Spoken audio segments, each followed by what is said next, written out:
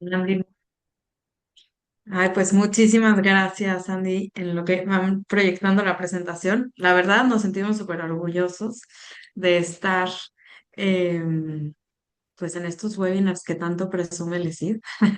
Para los papás se me hace un súper espacio de formación para, pues como papás durante esta etapa que es tan importante, tan difícil, pero tan especial, ¿no? Para, pues, fundar tantas cosas nuevas. Entonces, a ver, vamos a proyectar.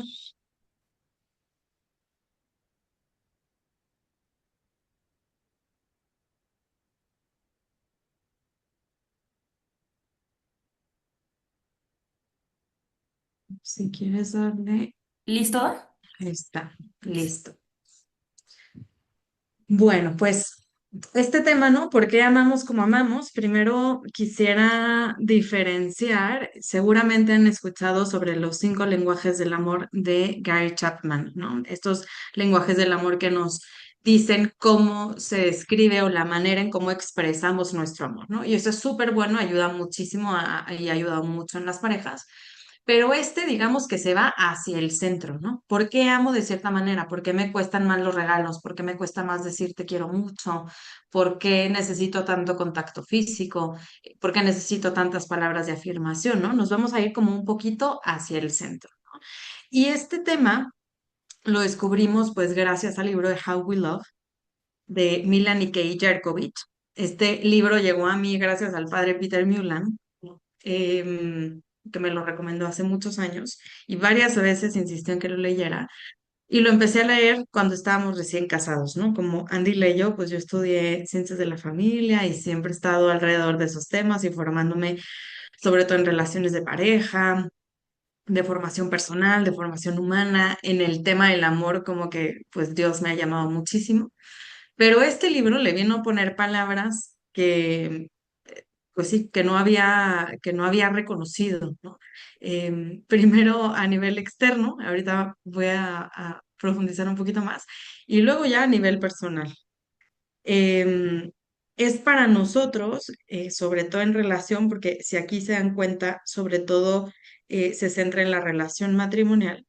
Es para nosotros un antes y un después nuestra relación, nuestra manera de relacionarnos entre nosotros, con nuestra hija, con nuestra familia, pues la comprensión de este libro, ¿no? Y creo que Dios nos ha llevado a vivirlo y sufrirlo a nivel personal y matrimonial. Y luego hemos tenido la gracia, porque en realidad es un regalo poderle servir a Dios a través de esto. Y hemos acompañado a parejas de noviazgo en camino hacia el matrimonio, algunas comprometidas, otras no, a través de este libro, ¿no? Y de ahí pues se derivan muchísimos otros temas. Y es lo que pues hoy traemos aquí, ¿no? Para poderles compartir un poco de esta experiencia y que creo que como papás, ¿no? Como decía, en esta etapa tan importante que a nosotros no nos ha tocado vivirlo en experiencia personal, pues sí, sin duda nos ayuda muchísimo para poder relacionarnos. Y parte de esta teoría, voy a regresar un poquito, parte de la importancia de formarnos en el amor, ¿no? Muchos de ustedes pues ya son formadores, conocen un poco lo que el ESID está haciendo con sus hijos, ¿no? En estos programas. Y a veces pensamos que la formación en el amor, pues un poco que se encargue la escuela, ¿no? Que se encargue el colegio, sobre todo en temas de matrimonio, pues si conocemos las vocaciones, sabemos que para ser sacerdotes, consagrados, consagradas, tienen su etapa de discernimiento. Justo ahorita vengo de estar con candidatas para que están en el discernimiento para ser consagradas, también algunos candidatos para consagrados, y tienen una etapa de discernimiento muy profundo para saber si esa es su vocación. ¿Qué pasa cuando nos casamos? Pues muchas veces, pues ya nos hacemos novios, algunos con muchos años de novios, otros no tanto, y te comprometes y pues lo máximo que puedes recibir a veces, ay, qué bonito cuando es la boda, ¿no? Cuando se casan, dónde van a vivir y ya está. Y a veces hay muy poco acompañamiento durante esta etapa.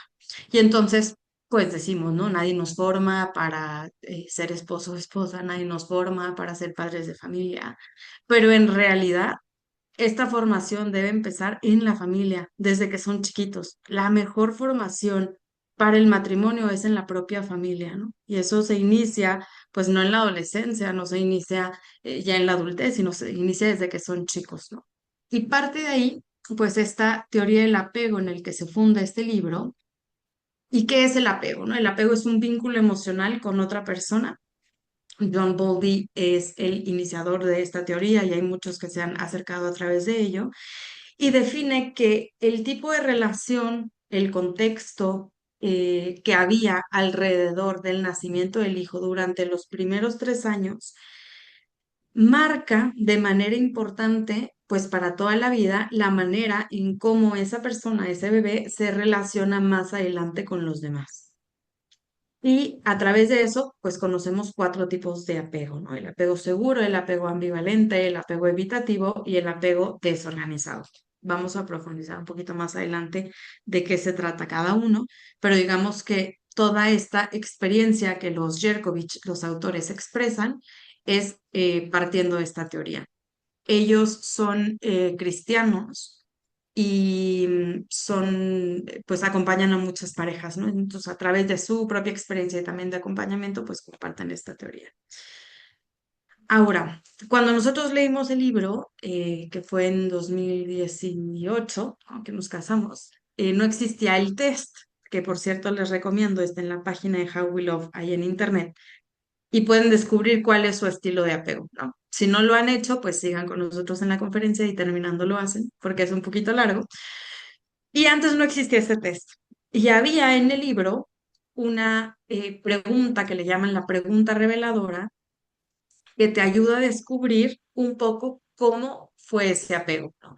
Sin duda, nosotros por nuestra propia memoria, pues no nos podemos acordar cómo vivimos los primeros 3 años de nuestra vida. Medianamente lo vamos construyendo acerca de lo que nuestros papás nos van contando, de, no sé, lo que estaba pasando tu familia durante ese tiempo, etcétera. Pero una pregunta que nos puede ayudar a profundizar y conocer un poco cómo era nuestra infancia es con esta pregunta, que es, ¿recuerdas haber sido reconfortado después de un momento de mucha tensión emocional cuando eras niño? Y aquí es muy importante que nos acordemos de ese momento específico. No solamente asumir y decir, no, mis papás eran buenas personas, eran, no sé, me acuerdo que hablaban con mucho cariño porque todo el tiempo me decían, ay, princesa, o campeón, no sé, como con mucho cariño, sino que nos acordemos de manera específica de un momento. En mi caso, me acuerdo, nos habíamos mudado a una ciudad y bueno, yo no estaba muy contenta con el cambio. Era hija del director, mi papá era el director del colegio. Entonces, como que en esa nueva ciudad era la nueva y la hija del director, ¿no? Entonces, digamos que no me iba muy bien en mi salón y me bulleaban un poco por eso, ¿no? Y yo me acuerdo haber estado en las filas yo estaba en tercero de primaria, ¿no? En las filas antes de pasar al salón. Y normalmente como que guardábamos la compostura de que mi papá era el director y como que pues era el colegio y ya en nuestra casa era nuestro papá, ¿no? Pero en ese momento me acuerdo que estaba como tan nerviosa de los típicos grupitos que se hacían en la mañana y como que yo no me podía integrar. Y mi papá pasó y me acuerdo que corrí y me abrazó súper fuerte y me dijo, todo va a estar bien. Y para mí ese momento es como la memoria más fuerte que tengo de haber sido reconfortado después de un momento de mucha tensión, ¿no? Y a lo mejor me puedo acordar de otros, de mi mamá, sin duda, pero en este momento, ¿no? Cuando leí el libro, me acordé de ese momento de manera especial. Entonces traten ustedes, como de música de fondo, tratar de acordarse si han tenido, si tuvieron ese momento, ¿no? Durante su infancia. Ahora, vamos a ver distintos estilos de amor, ¿ok? Y en esos distintos estilos de amor es muy importante diferenciar que no estamos hablando de una personalidad o de un temperamento, de un carácter o algo que esté dentro de ti que no se pueda quitar y que no se pueda cambiar, sino que es un estilo de amor, ¿ok? Y el estilo de amor al cual tenemos que aspirar es el estilo de amor seguro. ¿Y cómo se ve ese estilo de amor? Pues ese estilo de amor sabe confiar en los demás, sabe respetar que las personas pueden opinar diferente, sabe lidiar con los sentimientos propios y ajenos, sabe ser el niño en la situación en el sentido de que sabe recibir, sabe llenar su tanque, sobre todo en el campo emocional, pues detrás de una emoción hay una necesidad. Y cuando le atribuimos nuestras necesidades a los demás sin nosotros cubrirlos, pues hay como una cierta inmadurez sobre eso, ¿no? Entonces, estoy enojado, tú tienes que hacer algo al respecto, estoy triste, tú tienes que hacer, sino que pues yo mismo sé reconocer mis necesidades y puedo cubrirlas.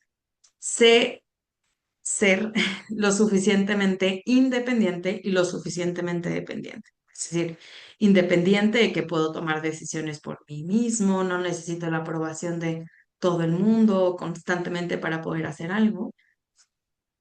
Y sé ser, pues sí, lo suficientemente independiente de los demás. Pero también lo suficientemente dependiente en cuanto a que si necesito ayuda puedo pedirla y no quiero resolver todo yo solo sin preguntarle a nadie, ¿no? Entonces es como un balance entre las dos. Sé tomar turnos, sé esperar, sé aceptar las cosas buenas y malas de la vida conforme van viniendo. Entonces, ¿quién podría decir, de los que tienen su cámara prendida, que tiene todas estas características al 100%?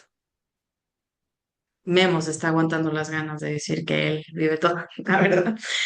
Pues en realidad nadie, ¿no? Algunas cosas las podemos vivir súper bien y otras decir, oye, en esta la verdad, sí, sí, pues, no sé, o sea, respetar a los demás, de que los demás opinan diferente, me cuesta mucho trabajo, tomar turnos, o me choca estar pidiéndole ayuda a la gente, entonces yo suelo resolver por mí mismo. Cada uno puede hablar de una característica específica, ¿no?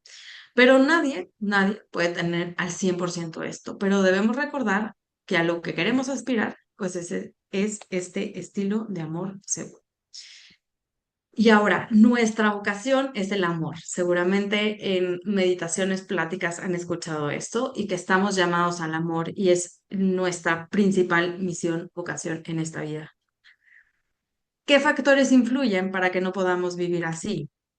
Lo primero, pues barreras para la vinculación, muchas veces externas que no dependen siempre de nosotros. La propia ansiedad, que a lo mejor es como la enfermedad de esta época, situaciones familiares y no necesariamente tienen que ser situaciones desfavorables, ¿no? O sea, lo típico, un divorcio. Son situaciones familiares como fui el mayor, ¿no? Fui el menor, fui el sándwich, fui el pilón, nos cambiamos de ciudad, el hermano que sigue a mí llegó demasiado pronto o nos tardamos en llegar y mis papás ya eran grandes. O sea, son situaciones familiares que no hay como una intención particular.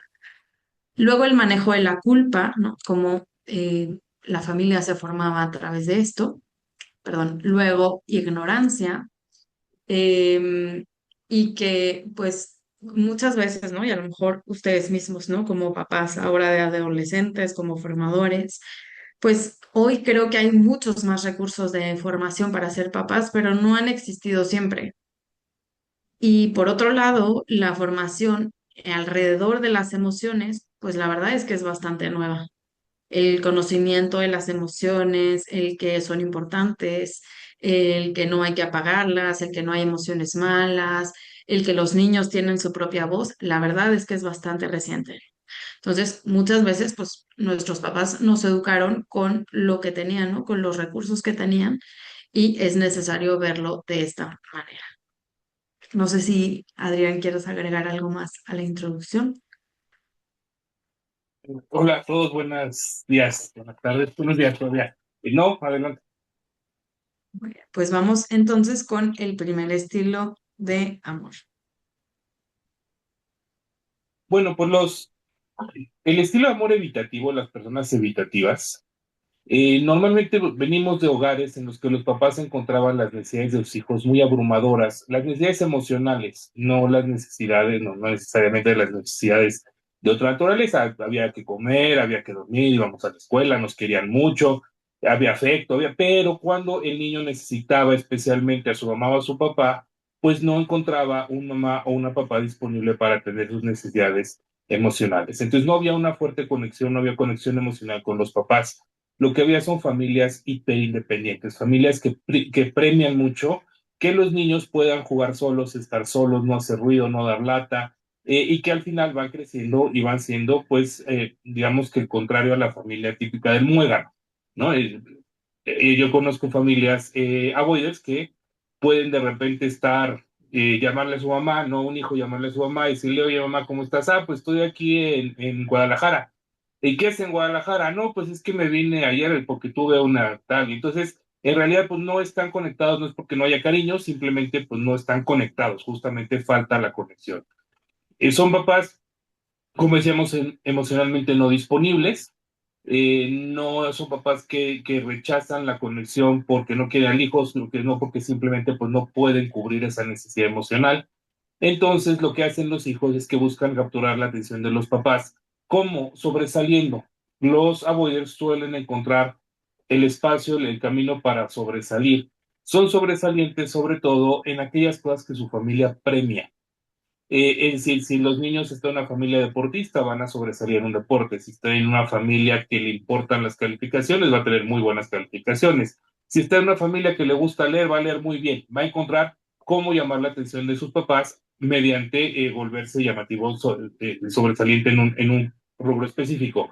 Sobrevaloran la cortesía y los logros. Niños muy bien portados, muy educados, son los niños típicos que se presumen. Mira, es que este ya desde chiquito podía estar solo, desde chiquito podía ser, ¿no? Como pequeños adultos, y eso las familias de evitativos lo premian mucho.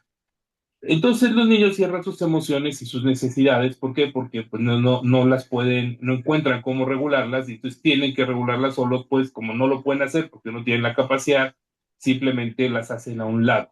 Entonces buscan mantenerse ocupados con experiencias que dan, que los distraen, que les dan alivio temporal.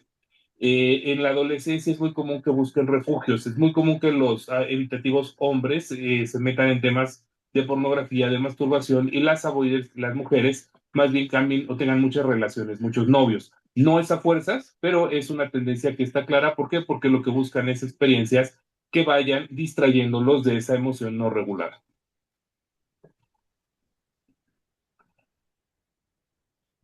La siguiente pregunta. ¿Y cómo hieren a los demás los avoiders, los evitativos? Primero minimizan los problemas. Eso uno podría decir, pues eso que tiene malo, ¿no? Si de repente hay un problema grande y dice, a ver, no es para tanto, vamos a resolver. Bueno, pues eso está bien. En realidad, cuando uno minimiza un problema, primero le cierra la puerta al otro, ¿no? No valida la preocupación del otro. Oye, estoy muy preocupado porque mi hijo dijo tal cosa en la escuela y tal, no es para tanto. Lo que está haciendo es no validar esa emoción de la pareja. Y además, da la impresión, el mensaje que transmites que no te importa o no te importa lo suficiente. Entonces, la otra persona, tu pareja, pues lo que va a encontrar es alguien que pareciera no importarle nada y por eso lastima. Los evitativos no saben verse de manera profunda, no son buenos para la introspección, sobre todo emocional, muchas veces tampoco a los demás, no tienen mucha idea de cómo se sienten los otros. No es que no tanto es que no les interese, es que no tienen mucha idea de cómo se sienten, ¿no?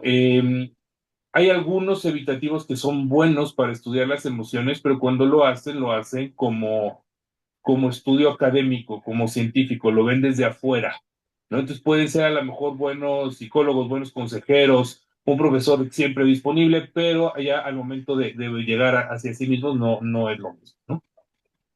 No tienen compasión por el otro, pero no por malas personas, sino porque no son capaces de ver las necesidades emocionales del otro, entonces les cuesta trabajo lograr esa conexión de empatía, de compasión, que si logran la conexión la pueden tener, no son sociópatas, simplemente les cuesta llegar ahí. Y su manera de regularse es alejarse de los demás, porque es lo que hacían de chiquitos, ¿no? Que hacía el niño Boyer cuando lloraba, pues los papás lo mandaban a su cuarto y solito se iba y se calmaba, y entonces eso hacen de grandes también. ¿Y por qué eso lastima? Pues porque si tú vives en pareja con tu esposo o con tu esposa y cuando tienes un problema te dice, lo que le dices es, ¿sabes qué? Dame chance, dame espacio y te desapareces, pues realmente no le estás permitiendo estar en tu vida. Y entonces también no hay la posibilidad de ayudarse mutuamente, de estar juntos, de compartir también las cosas preocupantes, malas, difíciles, entonces por eso también lastima. ¿Qué les dicen a o cuáles son las frases típicas que escuchan los niños abuelos en su casa? ¿No? A los niños hay que verlos, no escucharlos. Ahora tienes dos trabajos, enojarte y desenojarte, o llorar y dejar de llorar, ¿no? Vete a tu cuarto y ahí te quedas hasta que encuentres tu sonrisa. Esas son frases típicas de familias evitativas que lo que hacen es pasarle toda la responsabilidad emocional al niño, ¿no? Los abuelos siempre están bien. Oye, ¿cómo estás bien? No es mentira, pero ellos creen que están bien, no realmente, pero lo que creen, lo que con seguridad. Bueno, yo no soy sensible o no quiero hablar de eso, dame mi espacio, lo que decíamos, se alejan. Yo me encargo, yo puedo solo. A los evitativos les cuesta mucho trabajo pedir ayuda, entonces siempre buscan tener, cuando hay un problema, tener solución, solucionar ellos solos, ¿no? No ser carga para los demás. Al menos tengo el perro porque los evitativos sí logran esa conexión emocional que les falta en las personas, la logran muy fácil con los animales. Es de los animales de compañía, obviamente, ¿no? Perros, gatos, etcétera. ¿Por qué? Porque los animales no exigen nada a cambio. Es una conexión muchísimo más sencilla, emocionalmente no te pide nada. Entonces, suelen ser muy animaleros por lo regular, ¿no? Yo no lloro, no les gusta mucho llorar, normalmente lo que dicen es, pues no es que a mí no se me da, pero yo no lloro. Y algunos dicen, pues es que el miedo y la tristeza son para la gente débil.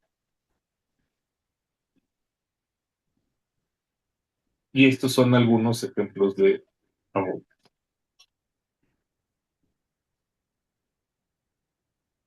Y bueno, cuando nosotros descubrimos eso, pues fueron 2 años antes de la pandemia, ¿no? Y en la pandemia, pues, ¿qué se hacía? Ver series era lo único que se hacía, ¿verdad?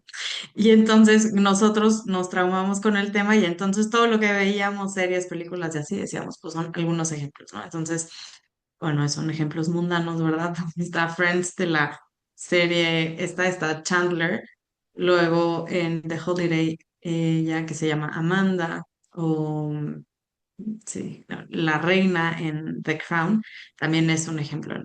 Entonces digo, ayuda mucho verlo como a nivel externo para luego reconocerlo en lo propio, ¿no? Pero algunas frases, diálogos, la manera de actuar, de relacionarse con los demás, pues está lo propio, ¿no? Por efectos del tiempo no vamos a poder ver videos, pero pues vamos a avanzar con el siguiente estilo de amor.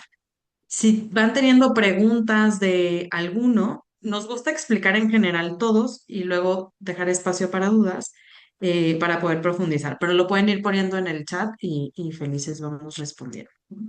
El segundo estilo de amor es el de pleaser o complaciente. Y entonces el avoider sobre todo no tuvo una conexión emocional con sus papás. Y ese es como el origen de todo lo demás. En el caso del pleaser vienen de dos patrones, ¿no? El primero es padres sobreprotectores o padres enojones o muy críticos, ¿no? Digamos que este tipo de papás provocan que sus hijos se vuelvan complacientes. ¿Por qué? Porque para evitar el mundo horrible allá afuera, ¿no? Que es lo que los papás sobreprotectores dicen. em, no salgas, ¿no? O sea, mejor quédate aquí en la casa, ¿no? Mejor aquí en familia, porque la gente o porque la inseguridad, digo, algunas cosas pueden ser objetivas, ¿no? Pero esa sobreprotección, pues crea niños temerosos. Y en el caso de los papás críticos, para evitar la crítica de sus papás o que se enojen, asumen el rol de niño buena o bueno. Entonces, voy a actuar, escoger, decir lo que mis papás esperan que yo haga. Y eso provoca que toda su energía, em, sí, que toda su intención sea complacer a los papás, ¿no? En un sentido no de generosidad, sino de ansiedad, que ahí parte digamos como que el centro de los pleasers. Entonces, como quiero complacer al otro, dejo de verme a mí mismo. Les causa mucha ansiedad el distanciamiento de las relaciones, ¿no? Entonces, son tan sensibles de lo que el otro está pensando y sintiendo que entonces son los primeros en detectar que alguien está triste, que alguien está enojado, que algo no le gustó. Y entonces, cuando hay esa tensión, hacen lo que sea para que la otra persona esté contenta, ¿no? Hacen lo que sea para que el otro esté bien. ¿Cómo son heridos? Pues son heridos al ser ignorados y no tienen conciencia de sí mismos. son ignorados y aquí me acuerdo mucho de al que le dicen FedEx en la película de Más barato por docena, porque pues digamos que todas las peticiones de todos los hijos van primero antes que la de él, ¿no? Y entonces se olvidan, o incluso el de, ¿cómo se llama? Home Alone, también están todas las peticiones y todas las personas encima de él y normalmente son ignorados, ¿no? Y entonces, pues normalmente no pueden decir lo que quieren y siempre hay alguien o las peticiones, las necesidades van encima de lo que él quiere. Pero luego, cuando voltean a verlo y le preguntan, bueno, ¿qué quieres o qué necesitas? No lo saben decir por esta incapacidad de poder verse a sí mismos. Se vuelven niños súper sensibles que interpretan fácilmente los sentimientos de los demás, desarrollan ansiedad de separación en la escuela y aprenden a monitorear completamente su ambiente para poder arreglar los problemas que hay alrededor, que ni siquiera son sus problemas, que no tienen que arreglar ellos, pero que les da muchísima ansiedad cuando hay esa tensión. Imagínense lo cansado que es vivir así, todo el tiempo estar viendo a los demás, todo el tiempo estar complaciendo a los demás. Los niños que son alejados del conflicto, es decir, en patrones de papás sobreprotectores, pues no son capaces de desarrollar resiliencia y tolerancia. Entonces, están en un entorno de sobreprotección, no aprenden a verse a sí mismos, ¿no? Buscan solucionar los problemas.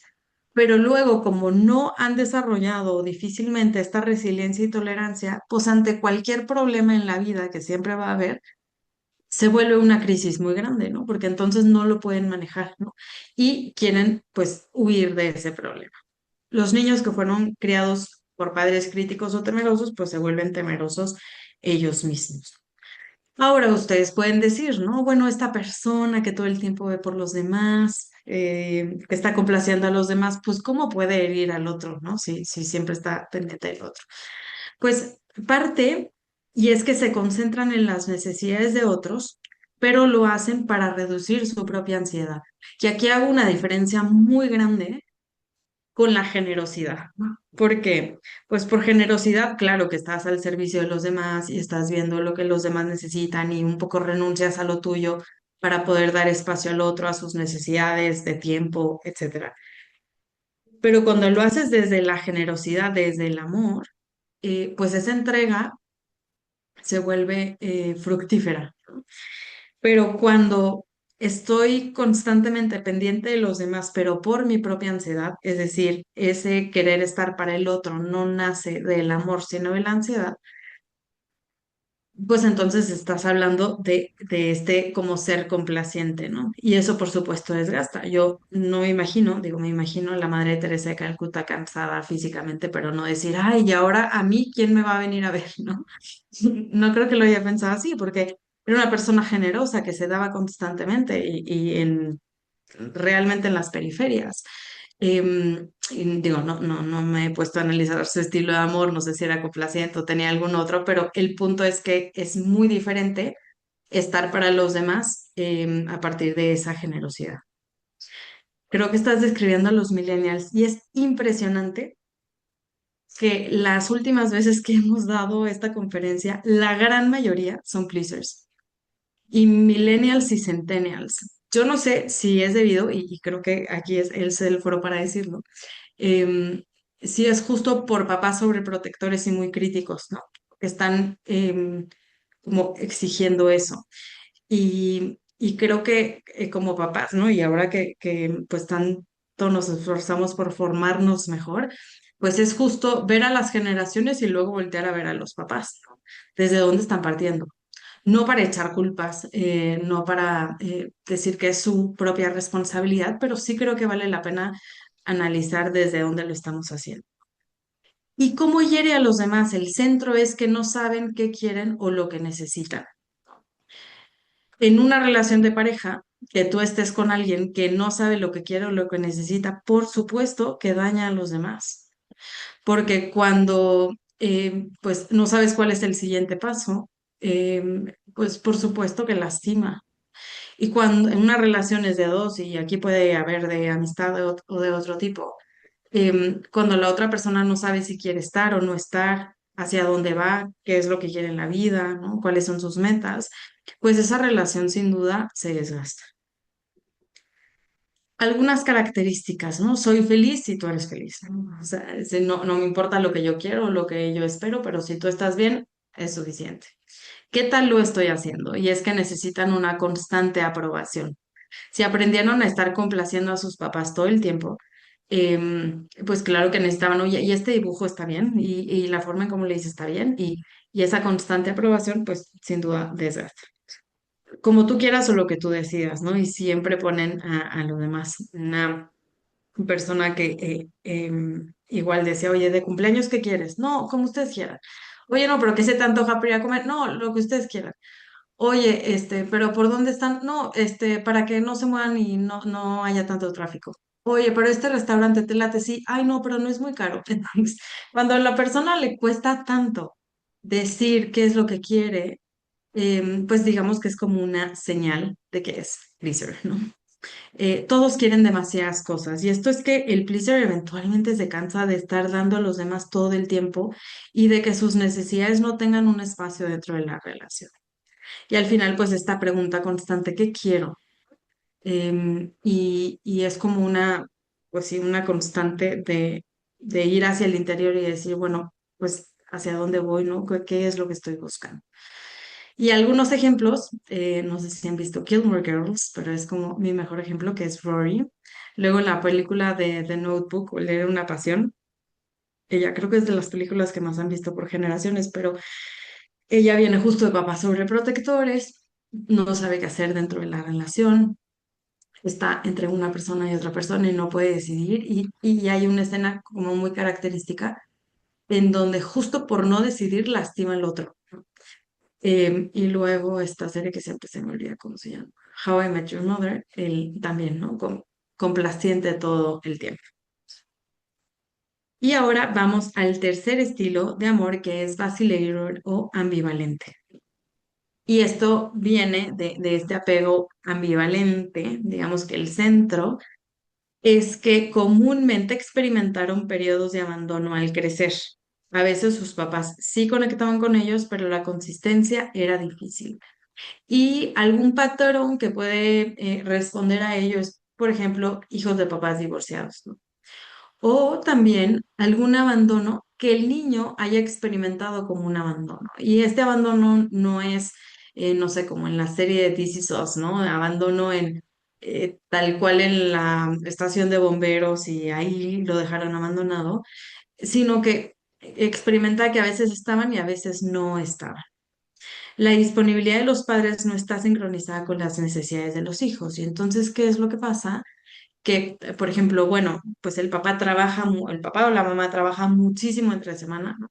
Y el fin de semana estoy 100% para ti. Pero si el niño tuvo un berrinche, una necesidad, lo molestaron en la escuela, el miércoles a las 4 de la tarde y sus papás no estaban, pues claro que el niño no dice, bueno, pero es que mi papá está trabajando, pero el fin de semana le cuento qué me pasó. Pues a veces no. No pasa así. Y es decir, híjole, cuando yo lo necesité, ¿no? A mi papá, a mi mamá, no estuvo ahí. Y esto es de manera constante, ¿no? Es decir, cuando yo estuve necesitando, no pude encontrar como ese refugio, sobre todo emocional, con mis papás. Los niños se quedan esperando más atención, pero no saben cuánto deberán esperar. Y esa es como la ansiedad que va creciendo dentro de los vacilators o ambivalentes, porque es decir, mi papá sí está y luego no está, ¿no? O mi mamá. Mis papás sí están y luego no, y luego sí y luego no. Y cuando no están, no sé cuánto tiempo voy a esperar para que sí estén. Y entonces esa necesidad de conexión crece muchísimo más por eso. Quieren conexión, idealizan las nuevas relaciones con la esperanza de satisfacer su anhelo de amor y atención.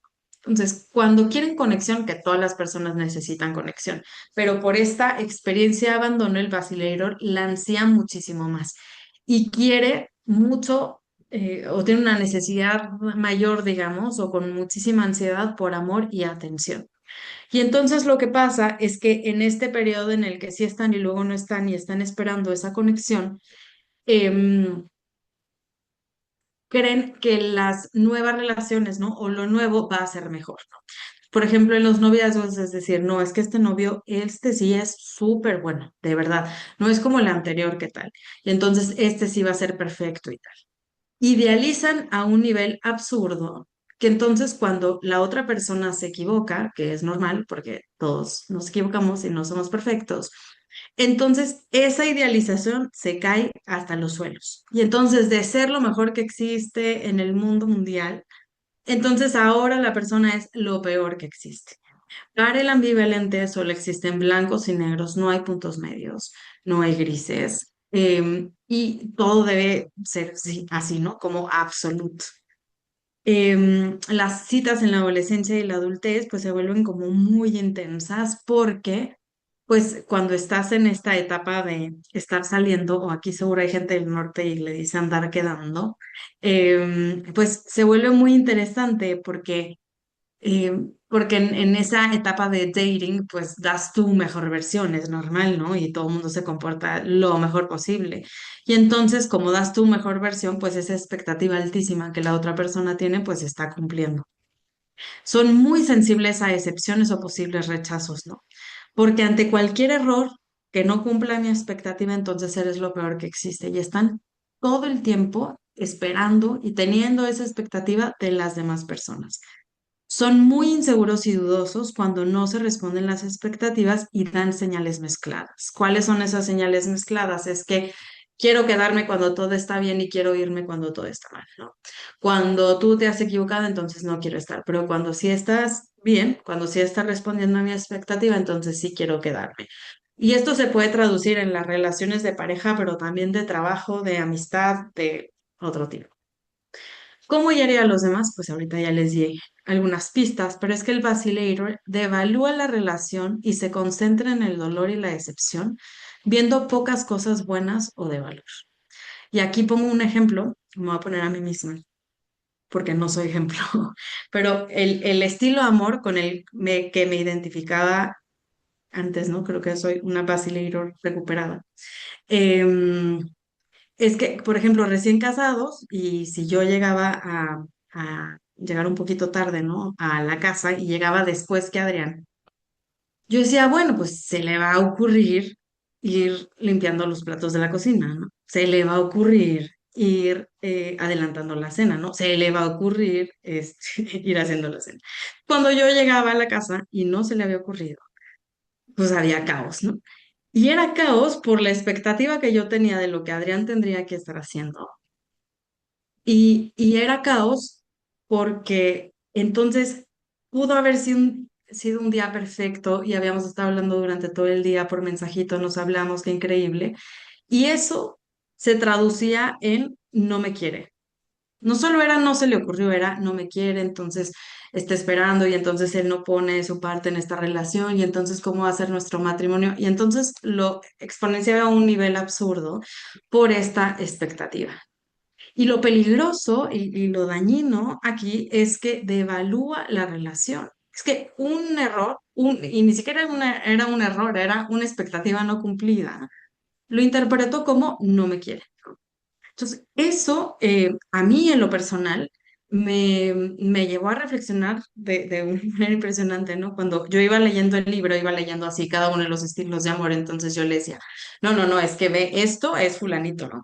Este eres tú, ¿no? Lo tienes que leer, por favor, y regrésamelo porque estoy picadísima. Y cuando yo llegué a lo empecé a leer primero académicamente y decía, claro, porque esos papás típicos que trabajan mucho y luego el fin de semana, la semana abandonan a sus hijos, ¿no? Está súper mal. Pero luego cuando yo empecé a ver estas acciones en mi historia, con amigas, etcétera, me dolió mucho, porque dije, no puedo creer que la persona que más ame en el mundo, ¿no? Que es mi esposo, le haga sentir como que no es suficiente, ¿no? Y que devalúe la relación por la manera en cómo reacciona, ¿no? Esto para mí fue como un despertar muy grande en mi vida. Idealizan a la persona con la que están y buscan una constante conexión con su pareja y esperan ansiosamente conectar. Algunas características es, tengo derecho a estar enojado. Suena muy absurdo, pero quien es Basilio y se esté identificando con ese estilo de amor, De verdad, nunca nadie le había puesto tantas palabras tan sabias a lo que yo estaba sintiendo, ¿no? Es decir, tengo derecho a enojarme porque esa expectativa que yo tenía no se cumplió y entonces claro que tengo que enojarme porque el otro tendría que estar haciendo. Pero bueno, es digamos un pensamiento como el sentimiento más fuerte que puede haber. Quiero irme y quiero quedarme. Quiero irme cuando las cosas no están bien. Quiero quedarme cuando todo va bien y va como yo lo estoy esperando. ¿Por qué no me quieres? Esa traducción de cuando la expectativa no se cumple, entonces significa que no me quiere. No está bien, ¿no? No está bien, es una manera en cómo se asimila, pero hay que romper eso. Me lastimas demasiado, se acabó. Normalmente el ambivalente piensa que el otro es el que está equivocado, el otro es el que tiene que cambiar, el otro está mal. Estábamos acompañando una pareja, imagínense que dice él, a ver, la verdad es que yo no conozco una peor personalidad que la de ella. Y si ella cambiara su personalidad, entonces no tendríamos problemas. Imagínense, ¿no? Y él claramente tenía muchísimas cosas que mejorar y ella también, pero ponerlo como que en este caso ella, era el problema y ella es la que tiene que cambiar, pues muchas veces es porque no nos volteamos a ver a nosotros mismos. Luego el hazme sentir especial, Needy Kids, Moody Parents, pues sí, como ir un poco monitoreando siempre el ambiente de cómo está en la casa. Porque el pensamiento de fondo es, sí te quiero, pero estoy enojado contigo porque no alcanzas mis expectativas, entonces significa que no te quiero. Y vamos, bueno, algunos ejemplos son Anna de Frozen, porque veo esta película con mi hija de 3 años como 4 veces a la semana, entonces ya la tengo muy analizada.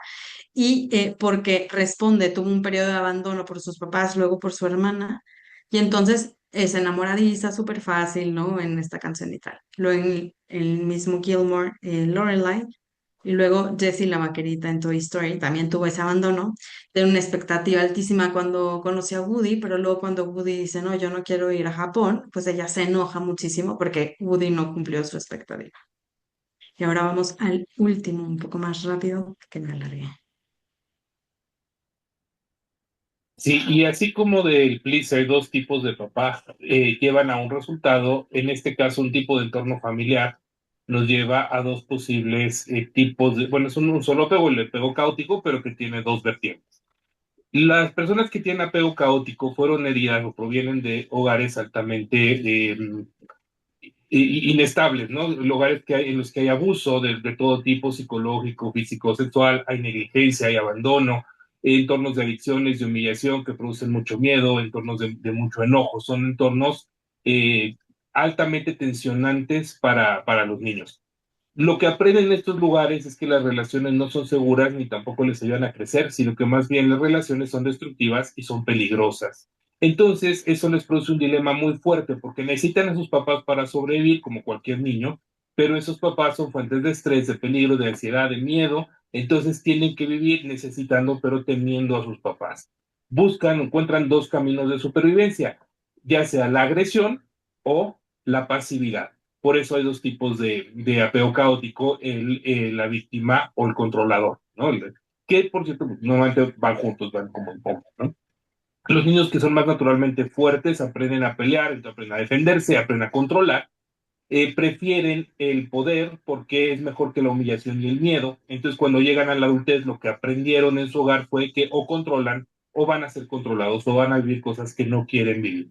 En cambio, los niños más pasivos, más obedientes, aprenden a desengancharse, producen este mecanismo que es un poco más conocido, que es la disociación, y entonces logran soportar situaciones muy graves que una persona normal no soportaría, ni siquiera un adulto, y van bajando sus niveles de estrés volviéndose invisibles. Entonces se vuelven aguantadores y justificadores de su agresor. Esos son los dos posibles caminos con los que sobreviven los niños en estos entornos. Los más pasivos pues se esfuerzan en evitar el conflicto y hacer lo que se espera de ellos, ¿no? Siempre cumple. Es muy común que estos dos, controlador y víctima, se casen entre sí. Una dinámica que vemos muy a menudo, ¿no? Y que además es una dinámica muy difícil de romper.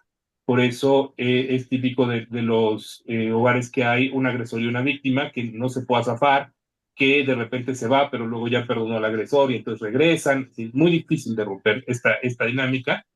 Los niños están siempre alertas de los peligros y el caos, ambos, tanto el controlador como la víctima, se muestran o muy complacientes o se vuelven bullies de los más débiles, es decir, la víctima no es solo víctima de su agresor, sino que va a ser víctima en muchos contextos y el agresor va a ser, a lo mejor tiene una víctima particular, pero va a ser agresor también en muchos contextos.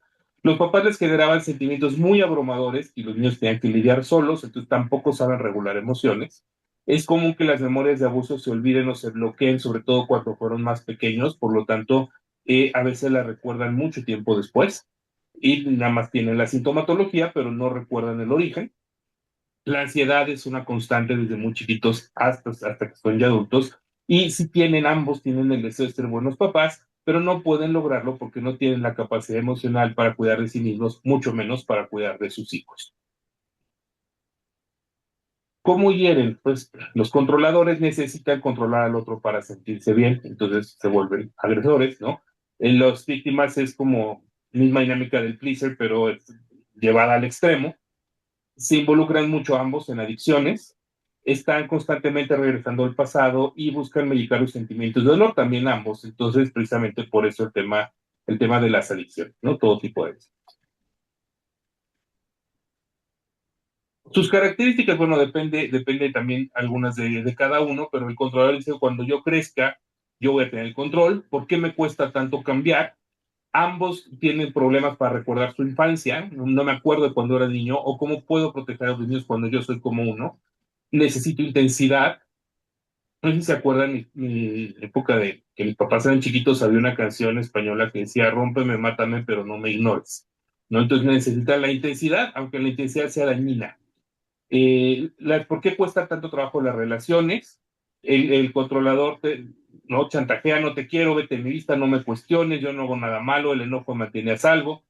Y sobre todo a los controladores les cuesta mucho trabajo mantenerse en un trabajo, precisamente porque no soportan el control de un jefe, de una autoridad.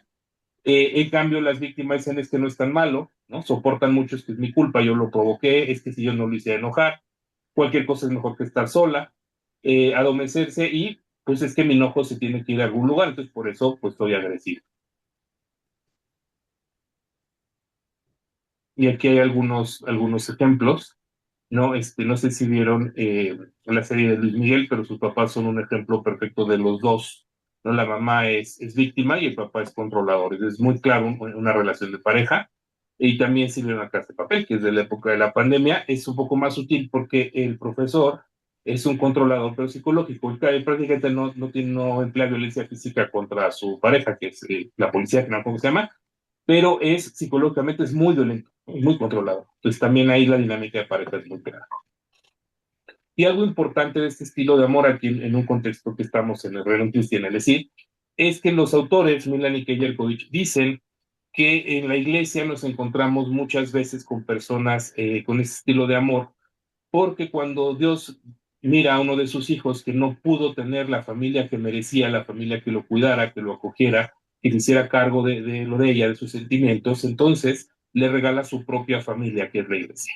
Entonces, digo, para quienes tengan este contexto, pues bueno, que se sientan acogidos en el abrazo de madre de nuestra iglesia y para quienes nos encontramos con personas con este estilo de amor, que sepamos que tenemos esa responsabilidad que nos manda Dios, ¿no? De ser familia para aquellos que pues, no pudieron tener lo que se necesitaba de familia. Ahora, hay una cosa súper interesante que por el tiempo no nos da, esto es otra conferencia, pero es que habla de patrones de relaciones y es súper interesante porque ellos hablan, ¿qué pasa cuando se casan este estilo con este estilo? Yo no sé si también funciona, pero ¿qué pasa cuando este estilo de amor trabaja con este estilo de amor, ¿no? También en nuestro trabajo apostólico. Y es que en la página se pueden meter igual y ahorita se las pongo por el chat. Pones tú eres el pleaser, por ejemplo, y tu pareja es pleaser también o avoider o vacillator. Y entonces hay como un camino, como un círculo, pues, tal cual es un círculo vicioso de qué pasa cuando no se trabajan y el tipo de problemas que pueden tener. Cuando nosotros hicimos el nuestro, decíamos, alguien se metió a nuestra casa y grabó cuando nos peleamos, ¿no? Porque tal cual aparecía este patrón de relación. Y lo fuimos trabajando de manera personal y también como pareja para decir, es que no puede ser esto, ¿no? Y entonces aprendíamos a detectar, híjole, estamos en este círculo, ¿qué está pasando? Y entonces dábamos pasos hacia atrás. Entonces, si quieren profundizar, ahí tienen la página.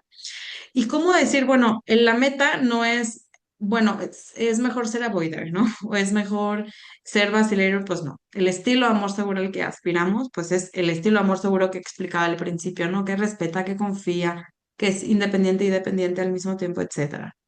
Y entonces no el punto no es hacer constantemente el quiz para ver si cambia de un patrón a otro. No es natural porque si ven responde a la historia familiar, entonces no es como que la historia de tu familia cambia, ¿verdad? Es la misma. Pero como podemos ir midiendo de alguna manera nuestro crecimiento en el amor, pues es esto, ¿no? Que al final pues es el punto de esto.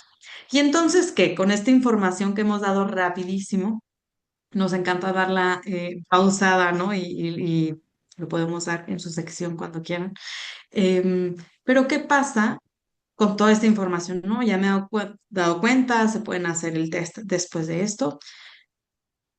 Pues que Dios es amor, ¿no? Y nos encanta darlo, sobre todo en contextos, lo hemos dado de todo, pero sobre todo en contextos católicos, ¿no? Porque pues ahí está el sentido de nuestra vida. ¿No? Y entonces ver a veces nuestras deficiencias, la manera en cómo hemos herido a los demás, en cómo hemos herido a nuestros hijos, pues puede ser como muy desolador, pero en realidad nuestra confianza y nuestra esperanza es que Dios es amor, es el amor perfecto con mayúsculas.